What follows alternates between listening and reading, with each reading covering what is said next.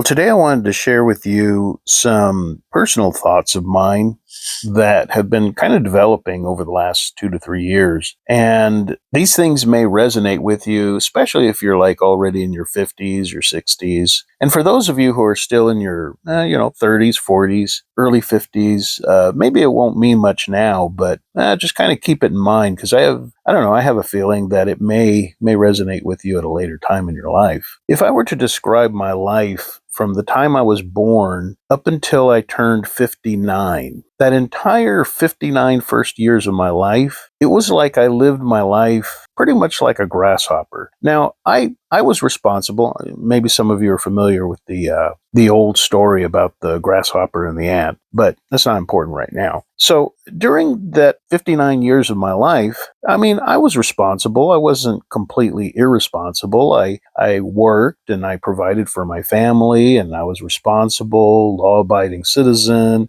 ran a few businesses, but my outlook on life was very carefree, just like the grasshopper in the story who just doesn't prepare for the future and, has a conversation with the ant who's hardworking and provides for the winter, all that.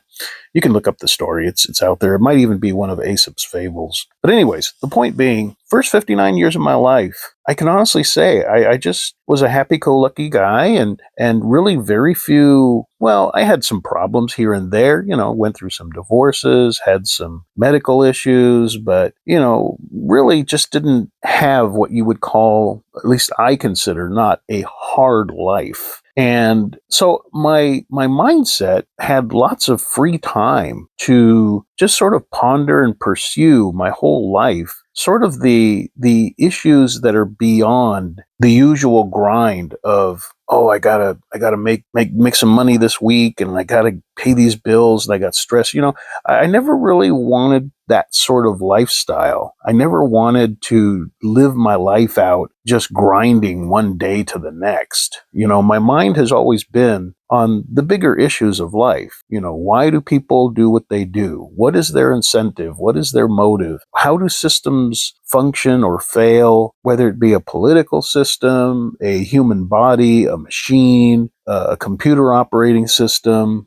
Those things have always fascinated me, and I've always looked at life through those two lenses. So it was kind of a shock to me when it happened right about my 59th birthday, and I was just about to turn 59. I was 58 and turning 59, and it's almost like an invisible switch got flipped. And all of a sudden, I had my 59th birthday, and it was almost like the entire world just kind of shifted 5 degrees. And all of a sudden, life wasn't as easy and carefree as I'd always experienced. And it wasn't like there was any major trauma, although my appendix did blow out. And then a year later, I had a hernia, so went through a whole lot more surgery and recovery time with that. And then when I recovered from that, I then went blind. I lost about 95% of my vision. And fortunately, it was only due to really dark black cataracts. They weren't the cloudy ones most people get. But I came through that okay as well. Got some cataract surgery,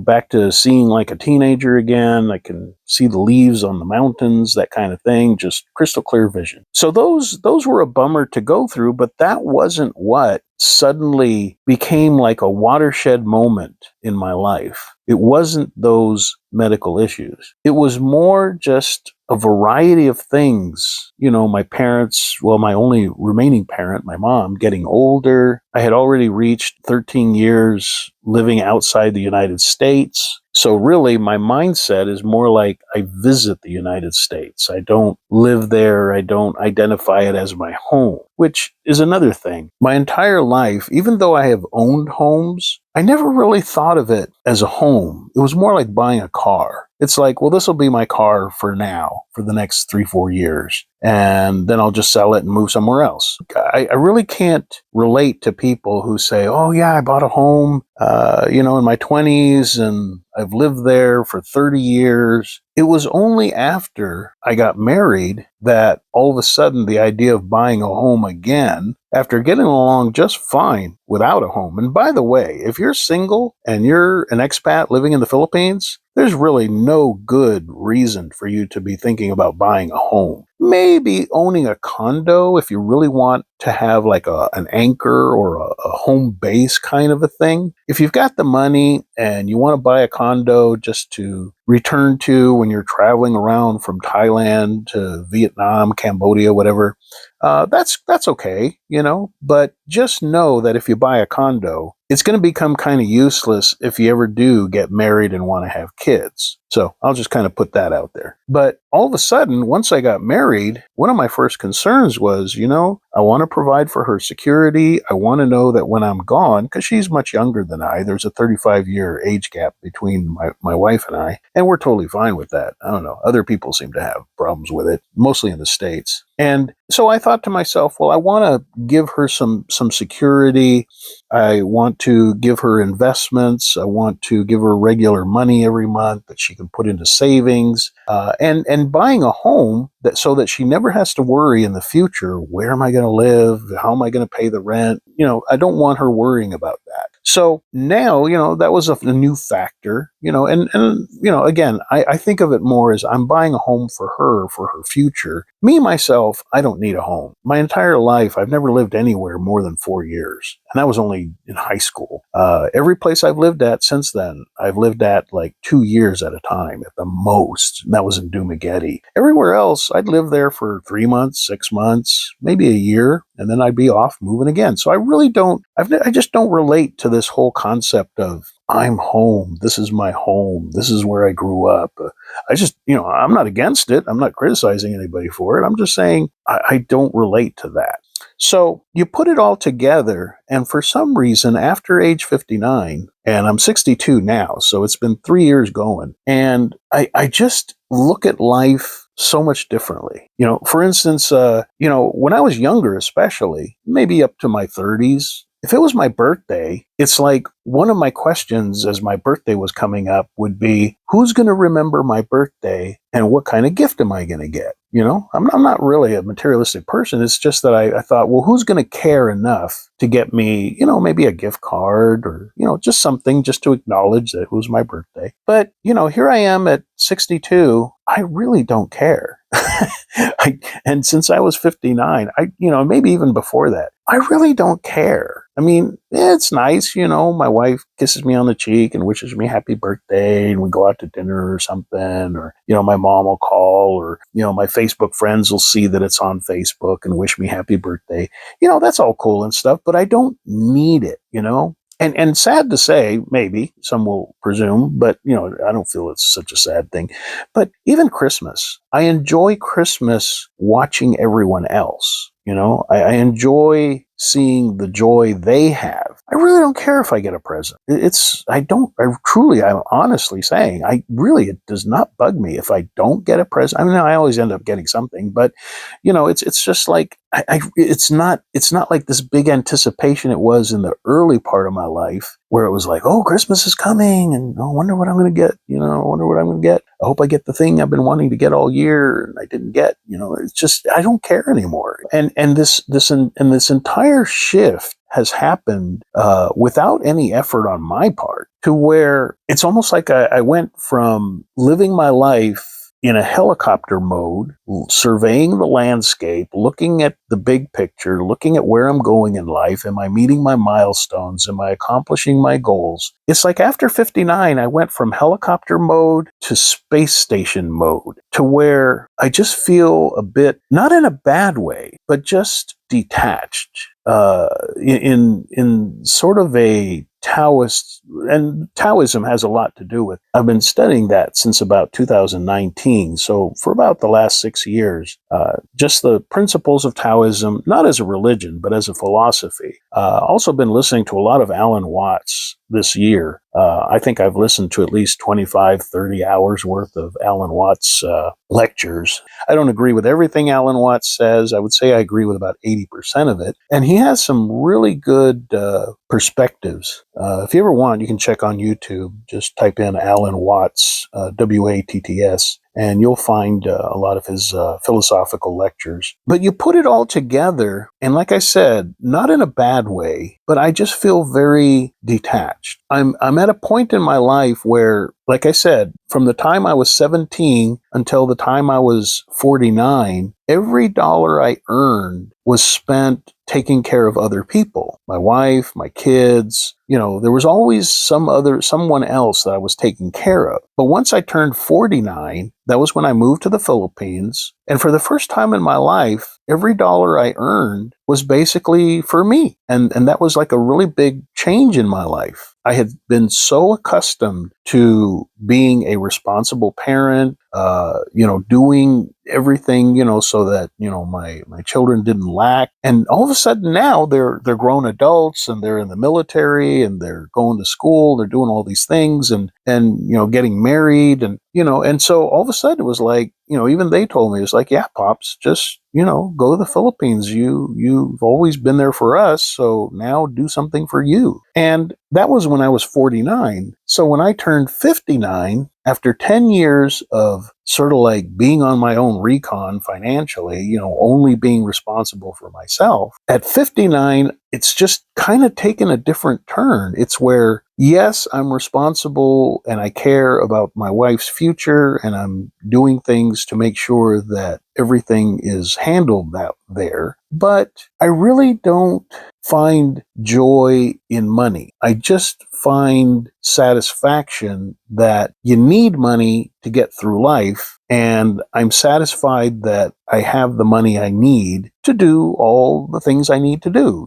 save for her future, save for a house, buy the groceries, pay the electric bill. If something comes up, she informs me, and I'm like, okay, well, we can take care of it, and for her, being in her mid-20s, she's still in the mindset I was in my mid-20s, was like, oh my gosh, this problem came up, and the only way we can solve it is with money. Do we have the money? And it's nice to be able to just say, oh, okay, well, don't stress it out. If we don't pay it all up front, we can pay it over the next month.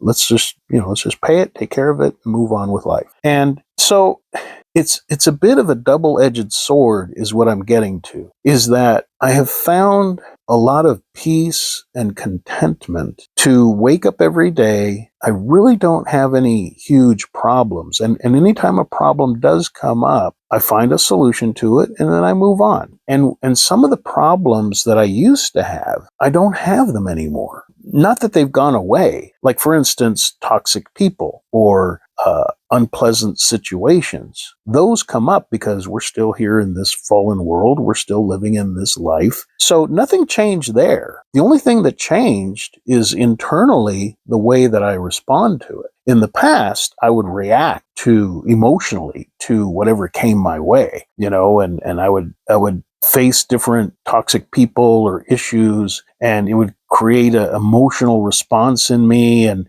give me stress and raise my cortisol levels and whatever, my BP. But now, again, I feel more detached. And so now, to me, a lot of the problems that I've like kind of weathered through as a storm in the past, it's almost like watching the storm from the inside of a cozy home where it's nice and warm and you're protected from the rain, and the rain could get really heavy and lightning and thunder, but you just calmly stand there by the window and, sip your hot green tea, and, you'll watch the rain come down. It's kind of relaxing. Whereas the first part of my life, I was more like in the rain. And yeah, I had a raincoat, and yeah, I had an umbrella, but you're still slugging through the rain, And now I'm like, am I becoming an old guy, or what's going on here? I mean, because now, again, toxic people may cross my path, or unpleasant situations, or frustrations with things that I'm trying to accomplish or get done,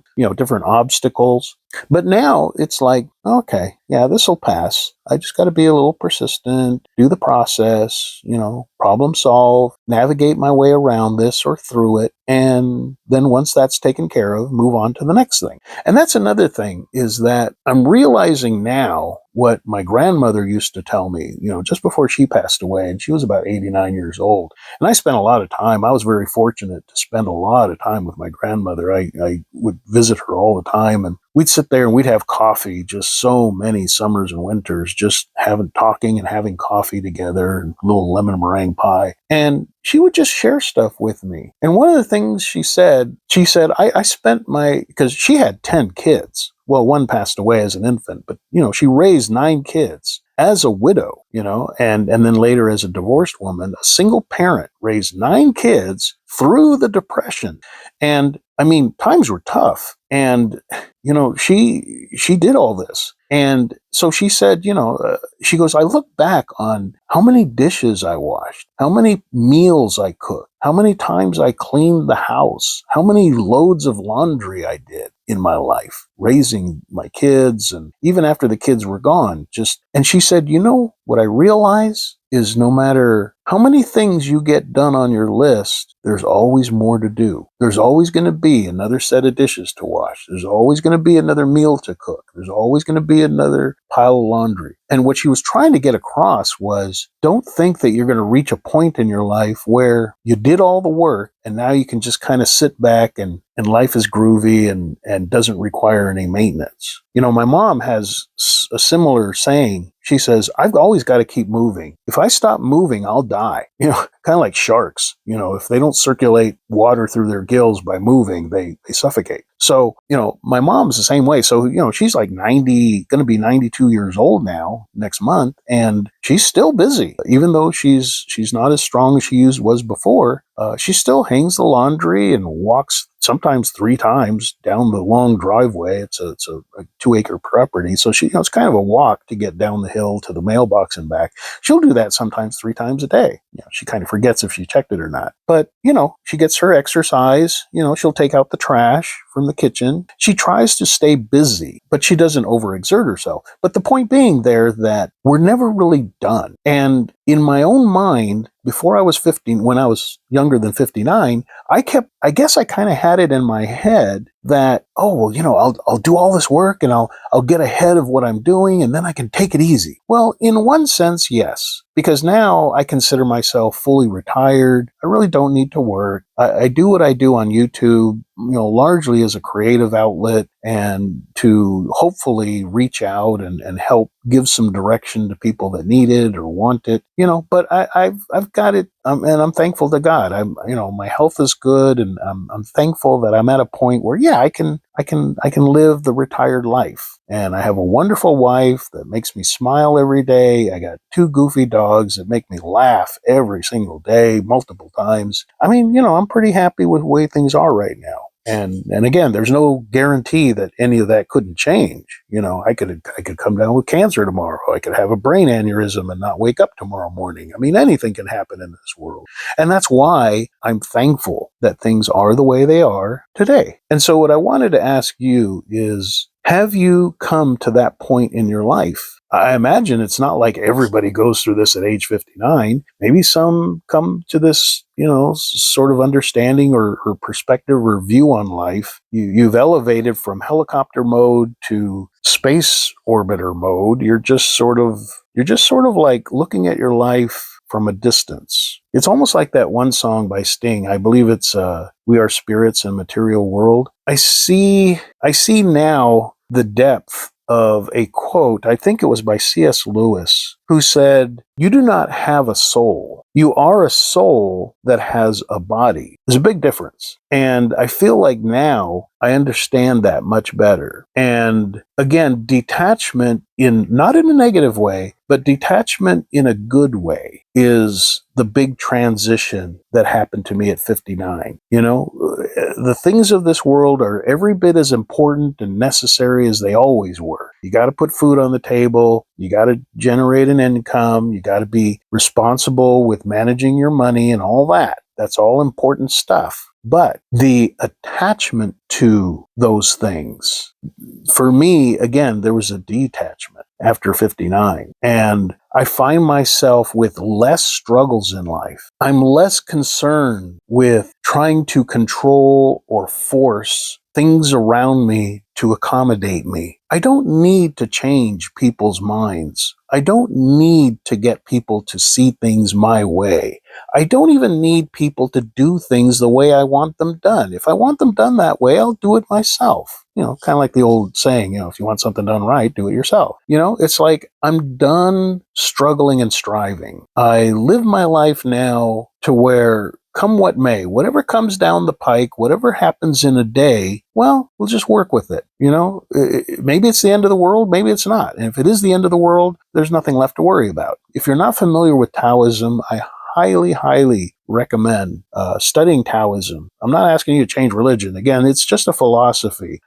You can look on YouTube. There's audio that you can get by Lao Tzu, Laotzu, or some spell it Tzo, Lao Tzu. And it's on the one hand comforting to kind of reach this point, but I look around me and I see people my age, I see people older than me who are still living not just at ground level, but they're crawling on their belly. And I'm speaking metaphorically. They have not gotten past trying to live a life of just debauchery and I'm going to get drunk every day. I'm going to sleep with this woman, sleep with that woman. Who cares if she's a bar girl? Who cares if she's been passed around? Just, they have this mindset of just living one meal to the next, just living one pleasure to the next. They haven't even given a thought to, well, maybe there's more to life than centering on my own pleasure. Maybe there's something I can do for someone else. So there's something, there was a study done years ago where they gave $100, I believe it was $100, to these different people. And they told one group, which is kind of the control group, they told the one group, take this $100, think about something you've always wanted that you could buy with this $100 and go buy it. And then they told the other group, here's $100, find somebody in need and spread this money out and give this money away. And then they brought the people back and then they had them do a whole questionnaire thing. How did you feel about it? This, that, the other thing. And they found that there was a higher sense of satisfaction among the group that gave away the $100.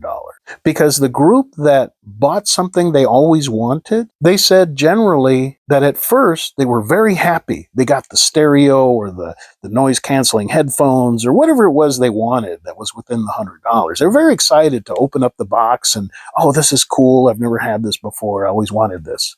But they said within a few days, the expectation and the, kind of joy index, happy index, had them rate at 1 to 10. It diminished. It's like it was fun at first, but then it was kind of like, oh, well, it's not as great as I thought it was, or, it broke, or it's complicated to use, or, it just didn't satisfy what they, in their mind, they thought was going to satisfy. Whereas the other group, every time they remembered, wow, the look on that person's face when I gave them the $20 or gave them the $30 or gave them the $50, every time they remembered the gratitude and the joy that it gave others, it's like they were experiencing, every time they thought about it, a greater sense of satisfaction.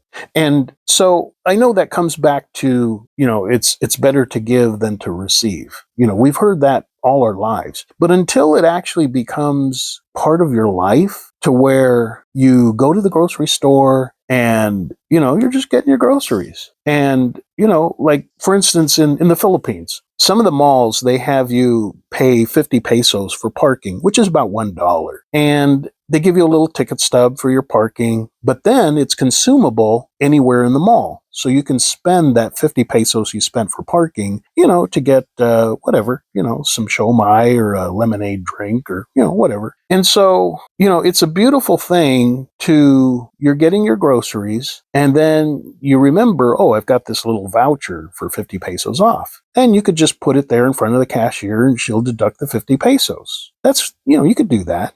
But the other thing that's a beautiful thing is, you've got this voucher in your pocket and you go ahead and you pay all your groceries. And after you've gotten your receipt, you turn to the person behind you and you go, oh, I have this voucher. I forgot to use. Here, why don't you just use it? And at first they're confused and they're like, are you sure? Yeah, no big deal. And you just leave. You don't bleed out the moment. You just, no, here you go, take it. And then you just grab your stuff and leave. And 50 pesos is not a big deal to us. It's $1. But when the person behind you is going to buy 300 pesos worth of stuff that they can barely afford, getting 50 pesos discount is a big deal to them. And there's more satisfaction doing that than telling yourself, well, hey, at least that I didn't lose the 50 pesos. I paid off part of my groceries. And see, this is the shift, that you can't lecture another person into it. They have to, at some point in their life, realize there's more to life than just meeting our own desires. And the sad thing is, some people go through their whole life, short or long, into their 50s, their 60s, their 70s, their 80s, and they never make that transition. To me, that's incredibly sad. It's like we had one lesson to learn. Stop being so selfish. Think of other people. And some people never learn that. So, love to hear your thoughts on it, whether you agree, disagree, whether you've come to that place in your life or not, whether you see the value in it, but it just hasn't happened yet. Just love to hear where you guys are at with that. So, see you there in the comments.